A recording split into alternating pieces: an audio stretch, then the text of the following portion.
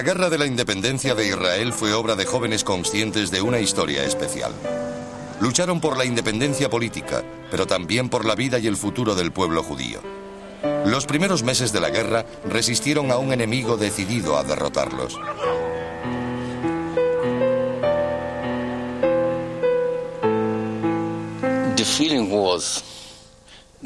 Había una sensación generalizada de que se libraba una guerra terminal. No luchábamos por una victoria segura, ni siquiera por la victoria en una batalla concreta. Era un combate por la supervivencia física de cada uno de nosotros como nación, como grupo, y por nuestro país y nuestra historia.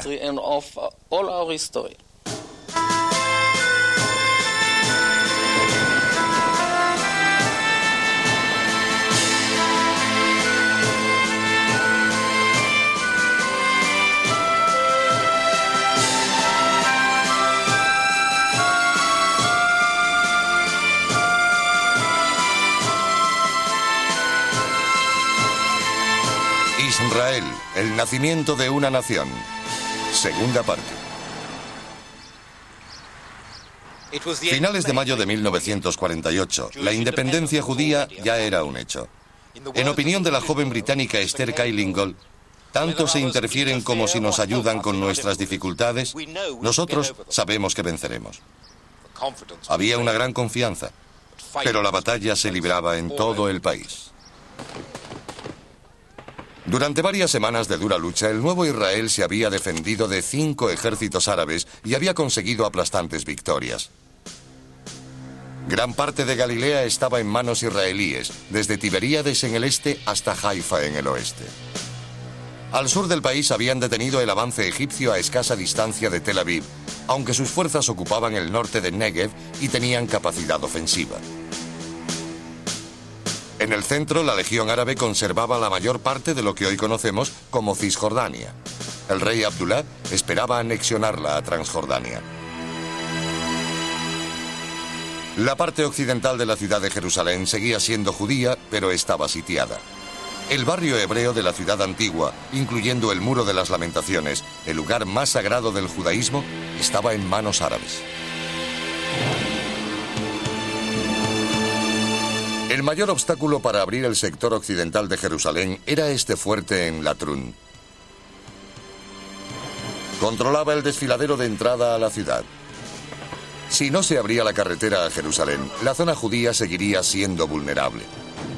Ben Gurión decidió utilizar todos los recursos disponibles para tomar Latrun. Menachem Ullman fue jefe de pelotón en los combates. Adorábamos a Ben Gurión, pero a veces no era demasiado profesional. Dio la orden de utilizar a la gente que procedía de los campos de concentración del Holocausto para atacar Latrun desde Tel Aviv.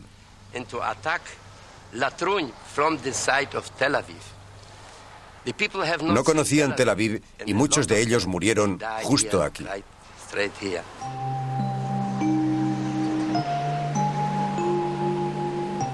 Había sido un día abrasador.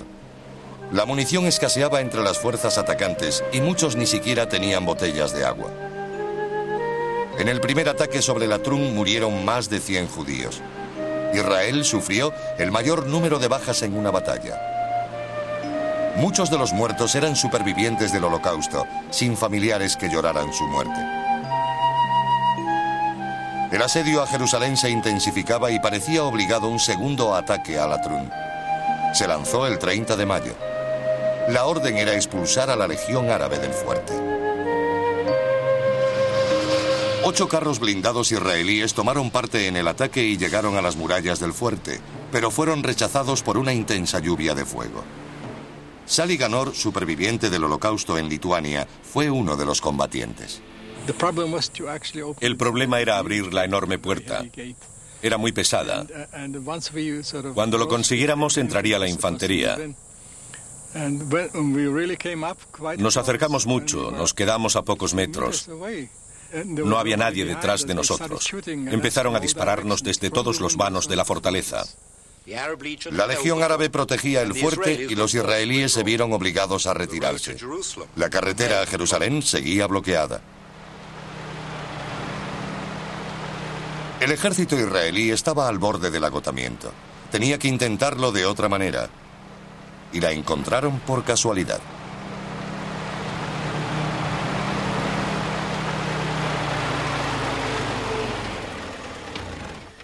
El fracaso de la toma de Latrun significaba que seguía sin haber paso a Jerusalén. 2 soldados israelíes consiguieron permiso para volver a casa asumiendo todos los riesgos. Ellos descubrieron la ruta. El 1 de junio, un pelotón israelí seguido de un jeep usó la carretera por primera vez. La ruta pasaba por tierra de nadie entre los 2 ejércitos, paralela a la carretera. Porteadores y mulas debían transportar las provisiones hasta Jerusalén. Se decidió construir una carretera para el paso de camiones. La construcción de la carretera de Birmania, llamada así en honor a la ruta de abastecimiento de la Segunda Guerra Mundial de la India a China, puso fin al cerco de Jerusalén. Ahora, nada podía evitar que las provisiones llegaran a la ciudad. A pesar de la proximidad del alto el fuego, la Legión Árabe aún mantenía el fuerte de Latrun. Ben Gurión ordenó lanzar un ataque final. Fuerzas adicionales traídas especialmente del norte se unieron al Palmaj en Jerusalén. Yair Parag estaba entre los combatientes. No había tiempo para organizarse logísticamente entre los 2 grupos, uno desde Jerusalén y el otro desde Galilea. Fue un fracaso. Los del grupo local ocuparon la colina equivocada, aunque conocían bien la zona, pero cometieron un error.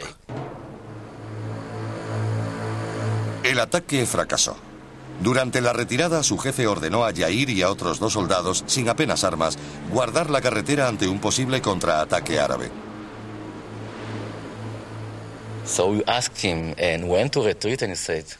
Le preguntamos cuándo retirarnos, pero no nos contestó.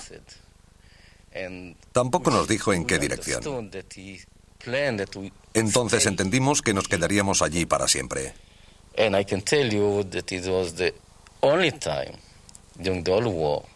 Fue el único momento durante toda la guerra, y estuve combatiendo todo un año, que tuve el sentimiento de que ese día iba a morir. El contraataque árabe nunca llegó. Al norte del país, a la sombra del monte Hermón, los israelíes consolidaron sus triunfos. Pero en los días previos al alto el fuego, los hombres de Kaouji y el ejército sirio intentaron desesperadamente una victoria. Los sirios centraron sus ataques aquí, en Mismar ha-Yarden. Birraski era jefe de una unidad de reserva de la Haganá. Me dio la orden un comandante de brigada. Nos dijo que en nuestra ruta encontraríamos 2 cañones de 65 milímetros procedentes de Degania. Cuando llegamos empezamos a disparar a los sirios. Hicimos 10 descargas, no más. Rompimos su ataque y se dispersaron. Un campo de minas frustró un segundo ataque sirio. La noche del 9 de junio, a punto de ordenarse el alto el fuego, los sirios lanzaron un tercer ataque, esta vez en una zona no protegida por minas. Lograron afianzar su posición e invadir el asentamiento.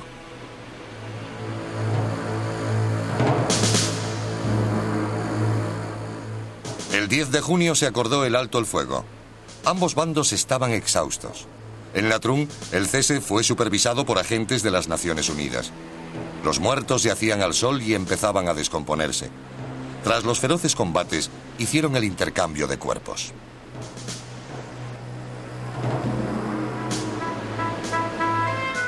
En un mes de lucha continua contra ejércitos regulares, Israel había perdido 1.100 soldados y civiles, una grave pérdida para un país joven. Pero también se extendía una sensación de euforia. Ya no parecía probable ni posible que los árabes pudieran destruir el Estado de Israel o borrarlo del mapa de Oriente Próximo. En los días previos al alto el fuego, quería que me hirieran para sobrevivir y llegar al final. Quería estar vivo después de la guerra. Pero cuando llegó el fin, nos sentimos decepcionados porque tuvimos la sensación de no haber acabado la tarea.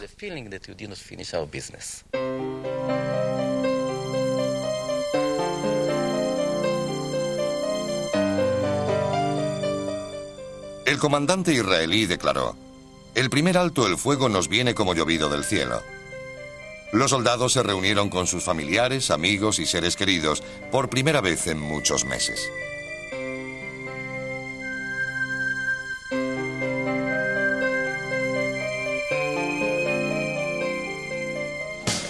La primera tregua dio a Israel el respiro que tanto necesitaba. Usando a sus agentes en el exterior, introdujo armas y munición, asegurando así una ventaja escasa pero real sobre sus enemigos árabes. El ejército israelí, compuesto en el pasado por míseras fuerzas, había alcanzado los 49.000 hombres y mujeres. Se intensificó la instrucción.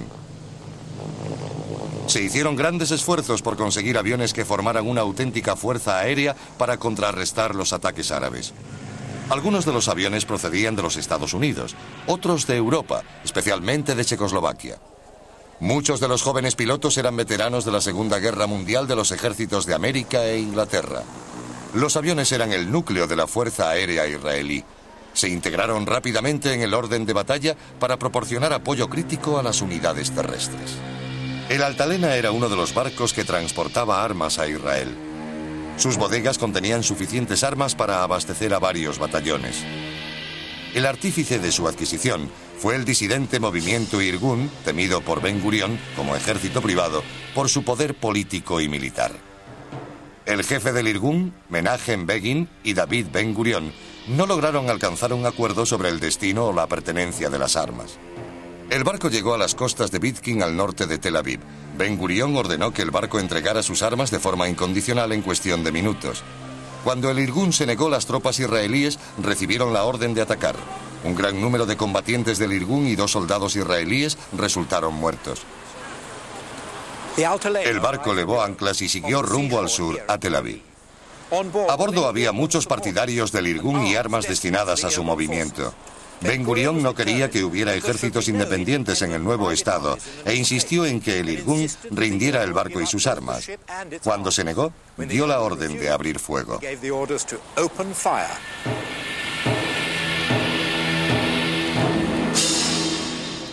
El incidente del Altalena amenazó al joven estado con una guerra civil. Uno de los mejores comandantes del ejército, Isaac Rabin, desempeñaba el cargo de primer ministro. Judíos contra judíos y valiosas armas perdidas en las aguas del mar Mediterráneo. Al final del día, Ben Gurión se hizo con la victoria, unificando al ejército bajo un único e indiscutible mando, aunque se había arriesgado a dividir la nación. Los cabecillas del Irgun, incluido Begin, asistieron al entierro de sus compañeros. La tregua duró hasta el 9 de julio. Le siguieron 10 días de actividad israelí que les permitió avanzar sus posiciones en muchos lugares del país. Había 4 zonas vitales ante los nuevos enfrentamientos. Al norte, en Chefaram y Nazaret, los israelíes consiguieron el control del resto de pueblos y ciudades árabes que seguían formando bolsas de resistencia. En el centro del país, debajo de Galilea, los fallos tácticos y de inteligencia les costaron una clara victoria. Las fuerzas del ejército iraquí continuaron protegiendo esta elevación cerca de la ciudad árabe de Jenin. Y había 2 lugares más: Lod y Ramallah. Lod y Ramallah eran ciudades árabes que podían bloquear la libertad de movimiento de las fuerzas israelíes hacia el Negev y Jerusalén desde Tel Aviv y amenazaban la seguridad de las zonas judías junto al Mediterráneo. Bajo el mando de Yigal Allon y la dirección táctica de Moshe Dayan, los israelíes tomaron la zona. Hasta ahora los árabes habían huido de sus hogares por propia iniciativa o de sus líderes. Esta operación marcó un cambio. Los ejércitos árabes usaban las ciudades de Lod y Ramallah como base desde la que atacar la llanura costera. El 9 de julio los israelíes lanzaron una ofensiva contra ellas. Al día siguiente, el batallón de comandos israelíes mandado por Moshe Dayan entraba en Lod. El asalto duró solo 47 minutos, pero provocó la confusión entre las fuerzas árabes. 2 días después ocupaban Ramallah. Miles de árabes huyeron animados por los oficiales israelíes por expreso deseo de Ben Gurion. El centro del país ya era israelí. Tomaron el aeropuerto internacional construido por los ingleses cerca de Lod y lo transformaron rápidamente en una base aérea. Los egipcios habían establecido su cuartel general en la ciudad de Migdal, parte del Ashkelon moderno. Estas imágenes que Israel capturó meses después muestran a Migdal bajo control egipcio. Estaban convencidos de que sus fuerzas no solo podrían proteger el norte del Negev, sino ampliar sus zonas bajo su control.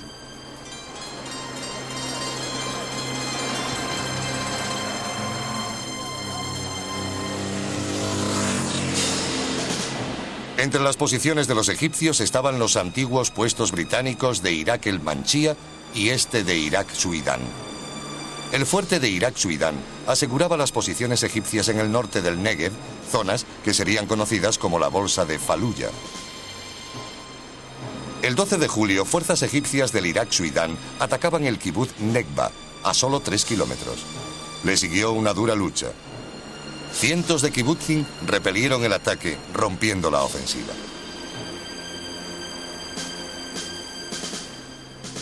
Al final del 10º día de combates, el mapa volvió a transformarse. Hubo un nuevo alto el fuego. Aunque los israelíes se mostraban confiados, la mayor parte del Negev seguía en manos egipcias.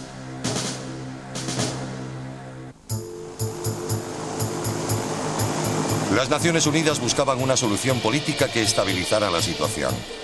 Eligieron como emisario a Folke Bernadotte, un distinguido conde sueco que había ayudado a los refugiados judíos durante la Segunda Guerra Mundial. Bernadotte recorrió las zonas en conflicto y formuló un compromiso que la mayoría de los judíos interpretó como proárabe.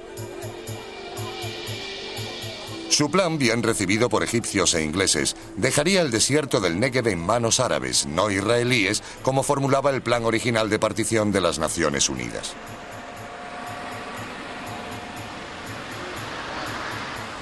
El 17 de septiembre, el conde Bernadotte se disponía a tomar el té con el gobernador militar de Jerusalén, cuando el grupo terrorista Stern le tendió una emboscada en una esquina y lo mató.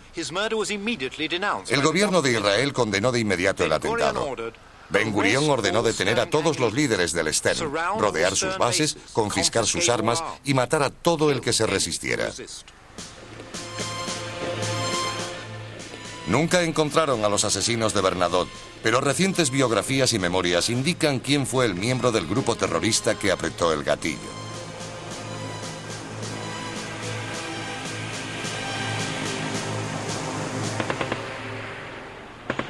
La guerra se reanudó el 15 de octubre. Los israelíes estaban desesperados por liberar el Negev. Hicieron un plan de ataque contra las fuerzas egipcias. Estas tropas estaban especialmente adaptadas a luchar desde posiciones fijas. El fuerte de Irak Suidán fue testigo de 7 batallas entre ambos bandos. Muchos israelíes perdieron la vida en estos ataques frontales. Finalmente evitaron las posiciones egipcias y el 21 de octubre lanzaron un ataque sobre la capital del Negev, la ciudad bíblica de Beersheba. Tomar Beersheba fue relativamente fácil y no sé por qué. Quizá porque los egipcios perdieron su espíritu de lucha.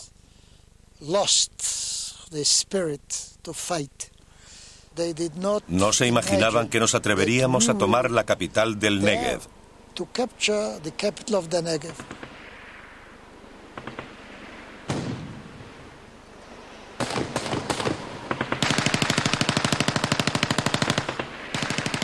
Después de un intercambio de disparos, los egipcios del fuerte se rindieron.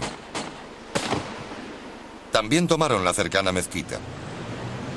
A las 9:15 de la mañana del 22 de octubre, el cuartel general israelí recibía el mensaje: Beersheba está en nuestro poder. A las 3 de la tarde se ordenó un nuevo alto el fuego general. Los israelíes habían tomado un territorio considerable. Habían liberado el kibutz Yad Mordecai y sus residentes volvían a sus hogares. Fue un regreso sombrío. Durante 5 largos meses el kibutz había estado bajo control militar egipcio. Había sido destruido en su mayor parte. La primera tarea fue la de enterrar adecuadamente a los que habían caído. Después, iniciaron la reconstrucción de sus hogares. Mientras en el norte del país, los israelíes lanzaban la operación Hiram, llamada así en honor al rey de Tiro, en Líbano, que envió cedros para ayudar al rey Salomón a construir el primer templo de Jerusalén en tiempos bíblicos.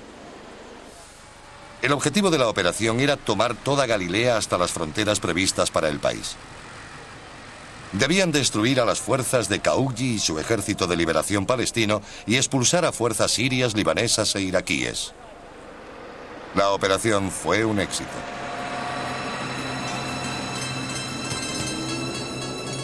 El ejército de Khashoggi fue derrotado. Se aprehendieron 1.500 fusiles y además muchas ametralladoras, armas antitanque y alimentos. Los árabes de Galilea decidieron quedarse en sus pueblos. Se rindieron y muchos dieron la bienvenida a los israelíes. El ejército judío pretendía mantener relaciones pacíficas con los pobladores árabes de todas las zonas controladas. Las unidades del ejército recogían armas y munición del enemigo. Era el comienzo de una nueva era. El Estado de Israel prometió igualdad de derechos a todos sus ciudadanos, entre los que ya se encontraban los árabes. Pero en la práctica no siempre fue así. Después de la guerra, los pueblos árabes quedaron bajo control militar israelí, una situación que duró más de una década.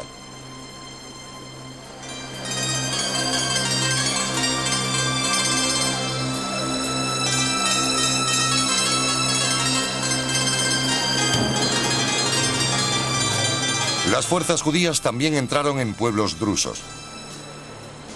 Estos tenían su propia religión, una rama del Islam. Muchos drusos ya habían decidido aliarse con los judíos y habían servido con su ejército durante la lucha. Se unieron a esa alianza y sus habitantes se convirtieron en ciudadanos del Estado de Israel. Durante el mes de noviembre, los israelíes continuaron avanzando por el Negev.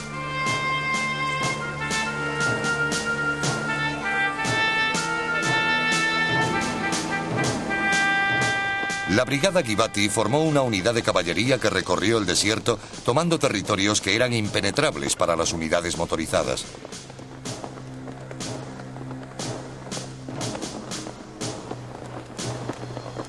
En el frente jordano se había conseguido un alto el fuego efectivo. Israel vio una oportunidad en la obstinación egipcia, cuyas autoridades intentaban ocultar su débil posición a su pueblo, temerosas de las críticas y el descontento interno.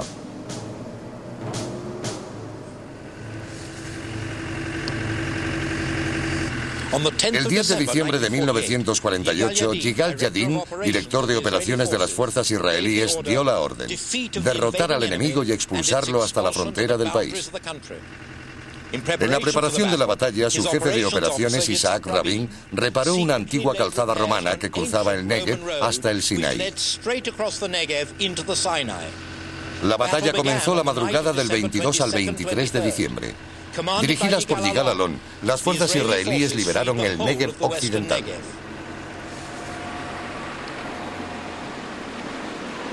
El objetivo de la operación no era solo tomar el territorio, sino obligar a los egipcios a negociar un armisticio. Los israelíes avanzaron en acciones bien coordinadas. Aunque sufrieron algún revés, el avance hacia el oeste fue rápido. Hicieron muchos prisioneros.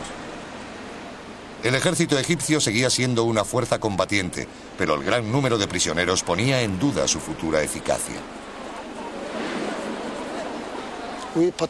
Participamos de forma activa en una operación llamada la Campaña del Joreb, uno de los nombres del monte Sinaí.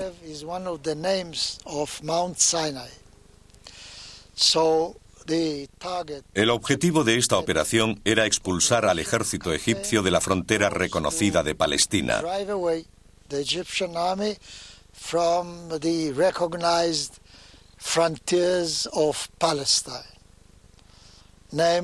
Concretamente de Aujal Jafir, hoy Nitzana.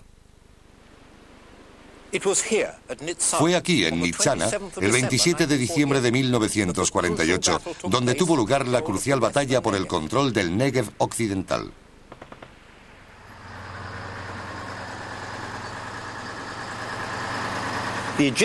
Las fuerzas egipcias estaban atrincheradas en la antigua línea turca de ferrocarril. Después de una dura batalla, fueron derrotadas y muchos oficiales de alta graduación hechos prisioneros. Hasta ese momento, el ejército egipcio había luchado en suelo israelí. Ahora tenía que centrarse en la defensa de su propio territorio. El sol del Sinaí se ha puesto en muchas guerras. El final de esta estaba cerca.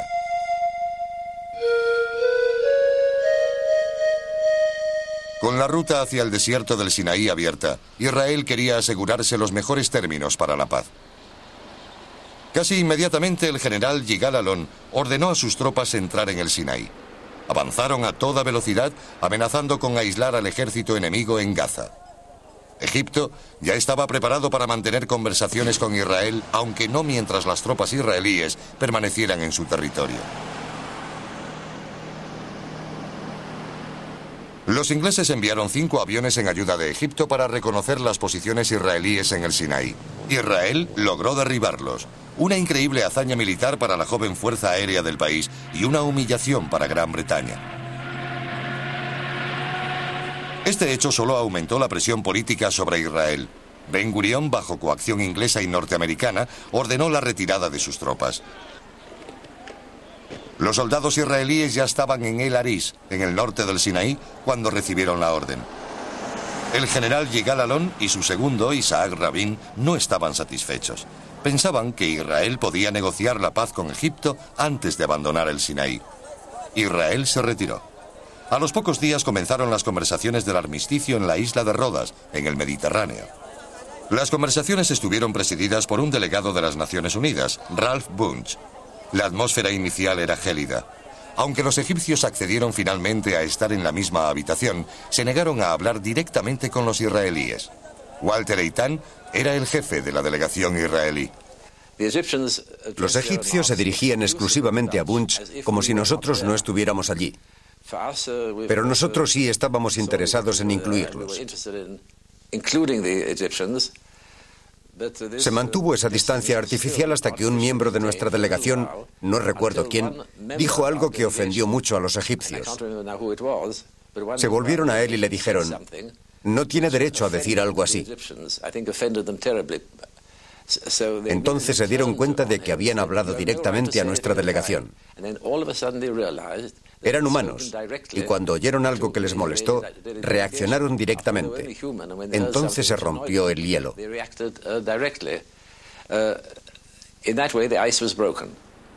Como resultado del armisticio firmado el 24 de febrero, las tropas egipcias se retiraron de la bolsa de Faluya, desalojando por completo el territorio israelí. El general egipcio Said Taha, apodado el Tigre sudanés, había luchado con honor y era respetado por los israelíes. El nuevo estado conseguía el norte del Negev sin más combates. Como parte del acuerdo, Egipto mantuvo el control de la franja de Gaza, donde había muchos refugiados palestinos.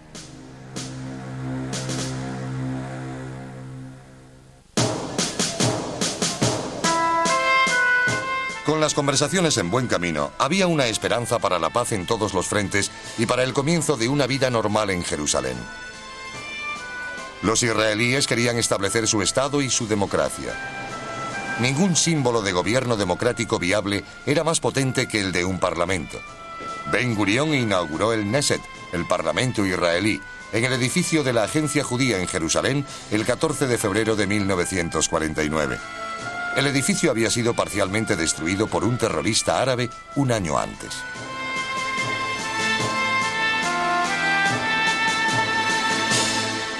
Las negociaciones egipcias habían dejado abierta la distribución del desierto del Negev. Las conversaciones con los gobiernos libanés y transjordanos se iniciaron el 1 de marzo. Los jordanos pensaban reclamar el Negev. Los israelíes lo querían para sí, como estaba propuesto en el plan de partición de las Naciones Unidas. La última operación israelí se produjo el 5 de marzo de 1949. Avanzando al sur a través del desierto del Negev, 2 unidades israelíes compitieron por alcanzar la cabeza del Golfo de Aqaba y el antiguo fuerte británico de Eilat, a 240 kilómetros. Esta filmación fue hecha por cámaras del ejército israelí. Las fuerzas judías siguieron dos rutas distintas por el Negev. Ambas brigadas tenían órdenes de evitar el combate con fuerzas enemigas. Exploradores aéreos y terrestres establecieron la localización de puestos avanzados árabes.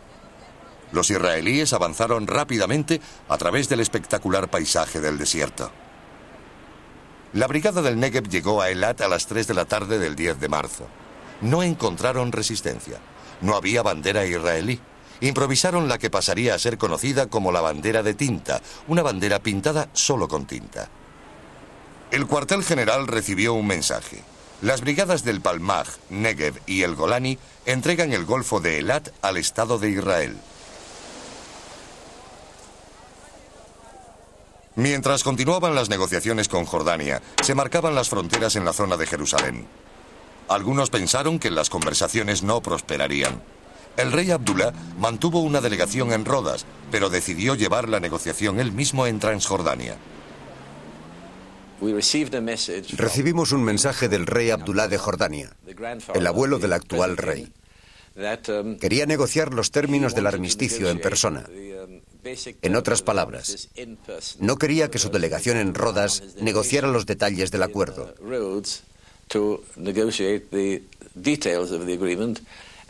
Lo decidimos todo directamente con él. Luego le comunicó las decisiones a la delegación en Rodas. Las conversaciones desembocaron en importantes modificaciones de fronteras. Israel consiguió Wadi Ara en el norte, incluyendo una serie de pueblos árabes donde tropas iraquíes habían ocupado las montañas. Wadi Ara proporcionaba a Israel un acceso más directo entre la llanura costera y la Galilea oriental. Ben Gurión lo había deseado desesperadamente. A cambio, los israelíes entregaron una pequeña franja cerca de Hebrón. El otro objetivo israelí era controlar la línea férrea de la costa a Jerusalén. Pasaba por el pueblo árabe de Bet Safafa. El rey Abdullah accedió a entregar la línea férrea y dividir el pueblo, esperando la aquiescencia israelí a sus propios planes de anexionarse Cisjordania. Después de la guerra, la situación de los árabes era realmente singular en este pueblo de Bet Safafa, al sur de Jerusalén. Por el armisticio, esta vía y esa parte del pueblo a mi derecha pasaron a manos de Israel, la parte izquierda a Jordania. Los vagones europeos llevaban un letrero: no sacar la cabeza de la ventanilla. Los israelíes hicieron una broma. Los vagones de esta línea tienen un letrero: no sacar la cabeza del Estado. Mientras, se habían abierto las puertas del país. El nuevo Estado declaró el derecho a regresar. Todo judío que quisiera hacerlo podría volver al país y hacer lo suyo. La respuesta no se hizo esperar. Desde el nacimiento del nuevo Estado, cientos de miles de inmigrantes llegaron a Haifa. Llegaban desde Europa junto a supervivientes del Holocausto, desde el norte de África, de América, Irán, Irak e incluso desde la India. Hubo que ampliar al máximo los recursos del puerto para recibirlos. El Estado también tuvo que hacer un gran esfuerzo para acogerlos.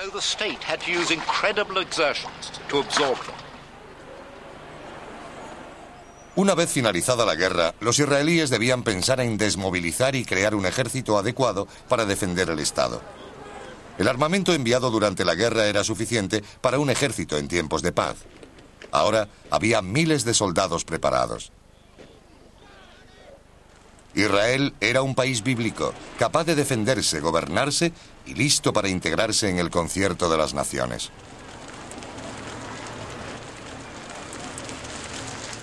Las fuerzas de defensa israelíes se habían curtido en combate, pero el jefe del Estado Mayor, Yigal Yadin, se dio cuenta de que necesitaría un ejército permanente para defender el nuevo Estado. Israel era un país demasiado pobre para permitirse una gran milicia. Yadin fue a Suiza, donde quedó impresionado por su ejército de ciudadanos. Sin embargo, el ejército de Israel estaba basado en el servicio militar obligatorio y en un creciente número de reservistas.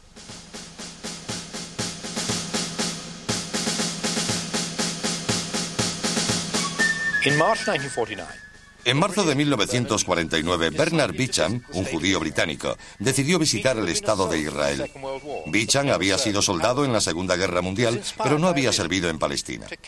Le animó la idea de captar la sensación de vida del nuevo Estado y hacerlo en color. logró un extraordinario archivo de la vida en Israel en marzo y abril de 1949.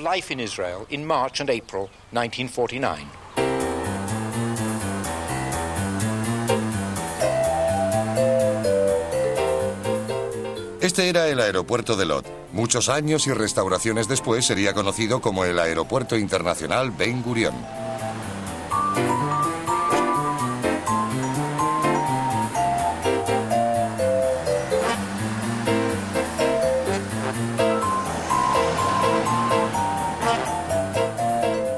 Tel Aviv era una pequeña ciudad mediterránea. Había terminado la guerra, no tenía mucho tráfico. Se ofrecían conciertos especiales y muchos soldados seguían paseando por las calles. El casco de la Altalena permanecía en la costa de Tel Aviv.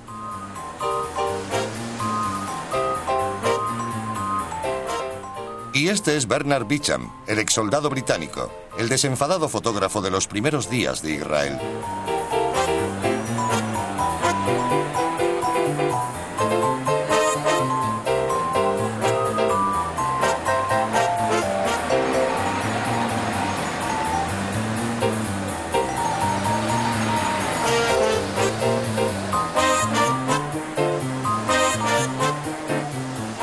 Bicham visitó Jaffa, todavía marcada por la guerra.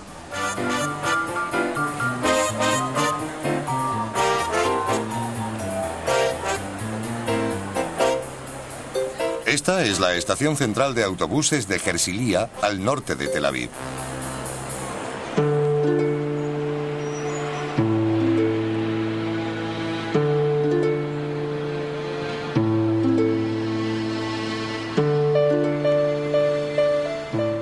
Unos días después, Bicham viajó a Jerusalén. El contraste con Tel Aviv era mayúsculo. Jerusalén, en lo alto de altas colinas, es más frío que Tel Aviv. En los primeros meses después de la guerra, era una ciudad sombría, aparentemente apesadumbrada por su historia. Una ciudad incompleta marcada por los recientes conflictos y la división resultante, de la que habían sido testigos las piedras eternas de Jerusalén. Una ciudad predestinada a seguir siendo la capital de Israel como ya lo había sido. Pero en marzo de 1949 era una ciudad marcada por las secuelas de la guerra.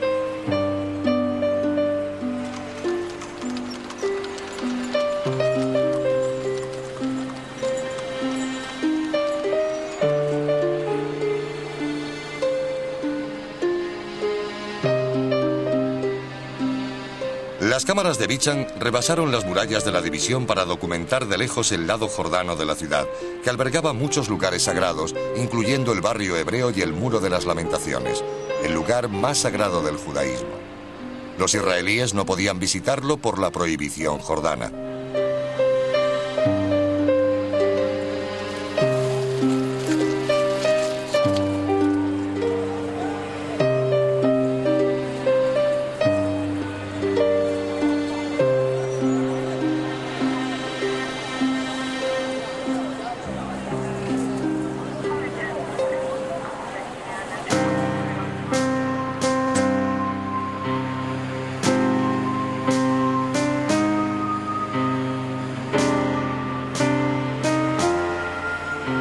Bicham se dirigió al sur. En la frontera Irak-Sudán vio los restos de la guerra. Visitó el cercano Kibbutz de Nekba, que tan valientemente resistió los avances egipcios.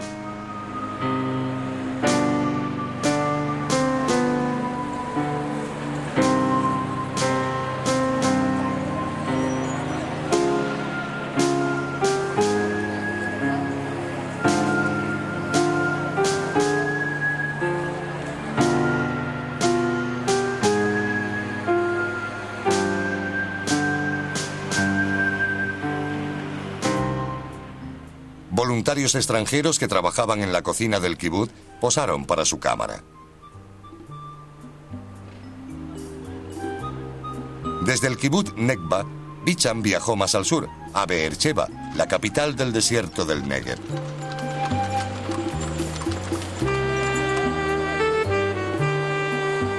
Había recordatorios de la guerra por todas partes. Los soldados beduinos ahora servían en el ejército israelí.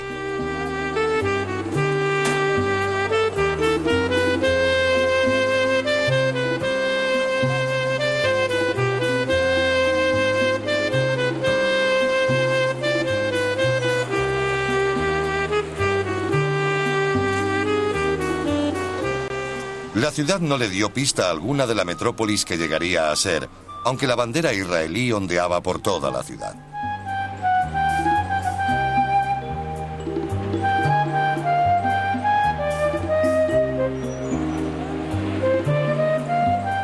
Los beduinos que deambulaban por el desierto del Negev seguían acudiendo a Beersheba a tomar café y a vender sus mercancías. Se convertirían en ciudadanos israelíes.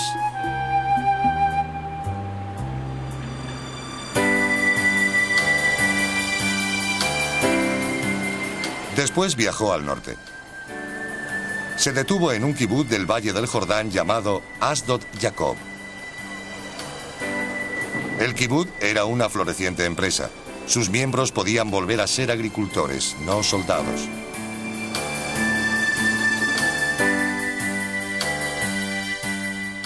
Bichan llegó a la ciudad de Tiberíades desde el extremo sur de Kinneret, el mar de Galilea.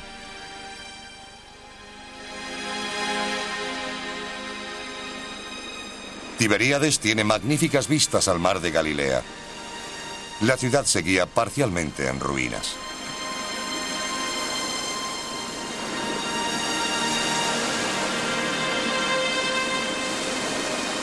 Había rótulos advirtiendo del peligro de las minas, recordatorios de la guerra por todas partes.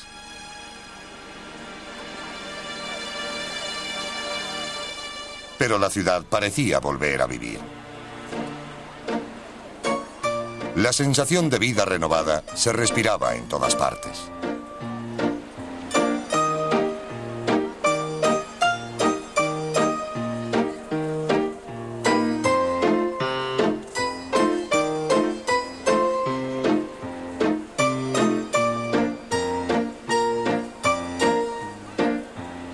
Era una ciudad valiosa para los cristianos. Aquí pasó Jesús sus últimos años. Bichan subió a bordo de un pequeño barco para cruzar el lago hasta el kibutz Ein Geb, al alcance de los cañones sirios desde las colinas. Las negociaciones con los sirios aún no habían comenzado, pero las armas estaban mudas. También aquí volvía a empezar la vida.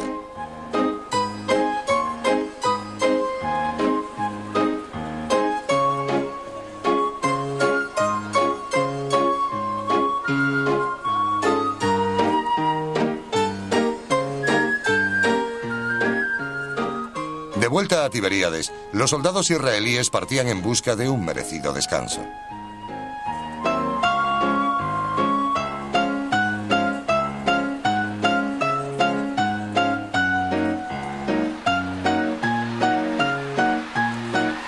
Era abril de 1949. Los jóvenes de Israel destacaban por su espontaneidad. Eran las primeras semanas y meses de una nueva vida para el pueblo de Israel. Sobre el mar de Galilea surgió el arco iris.